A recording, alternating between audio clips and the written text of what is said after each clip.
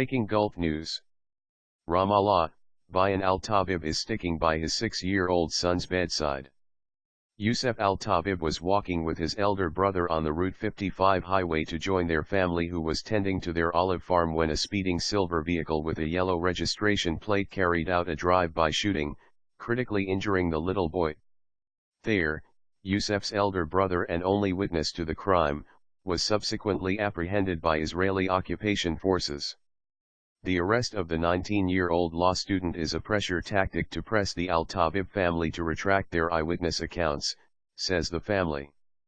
Al Tabib said Israeli authorities have offered his family financial compensation in exchange for retracting their accusations against the Jewish terrorist who carried out the shooting.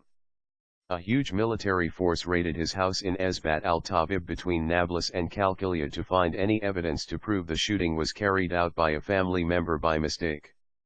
The Israelis are desperate to wash their hands of any responsibility for this crime, Bayan said. Yousuf is currently in stable condition after having undergone 2 operations. Al Tabib said he plans to sue the Israeli occupation forces and security service for arresting his elder son without just cause. Meanwhile, tensions remained high on Sunday as a Palestinian stabbed and wounded an Israeli teenager in occupied Jerusalem on Sunday and was then shot dead by police, authorities said, just hours after a similar assault killed 2 people in the city. Violence has risen in occupied East Jerusalem and the occupied West Bank in recent weeks. Though not at the levels of previous Palestinian uprisings, or intifadas, it has triggered concerns of a wider escalation. The attack happened less than 12 hours after a Palestinian stabbed 2 Israelis to death nearby in occupied Jerusalem's walled Old City, and wounded at least 2 others. The assailant, later claimed by Palestinian militant group Islamic Jihad as a member, was shot dead by police. Prime Minister Benjamin Netanyahu was due to convene an emergency meeting with security officials later on Sunday, his office said, and a security cabinet meeting on Monday.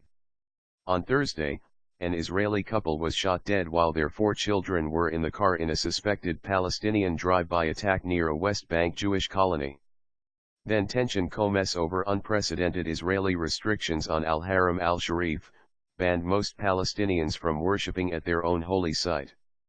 Jewish colonists are allowed access with Israeli police protection, angering Palestinians who say the world is doing nothing in the face of the grave injustice. On top of the ban on Al-Haram al-Sharif, Israeli authorities banned Palestinians from the entire Old City of occupied Jerusalem for at least 2 days, in a drastic collective punishment. The restrictions will be in place for 2 days, with only Israelis, tourists, residents of the area, business owners, and students allowed, police said. Palestinians say that the restrictions are a part of a grand Israeli plan to Judus, the holy city which they want as the capital of their future state. They say the Israeli regime is trying to create facts on the ground to erase Palestinian and Muslim identity from occupied Jerusalem. With inputs from Reuters.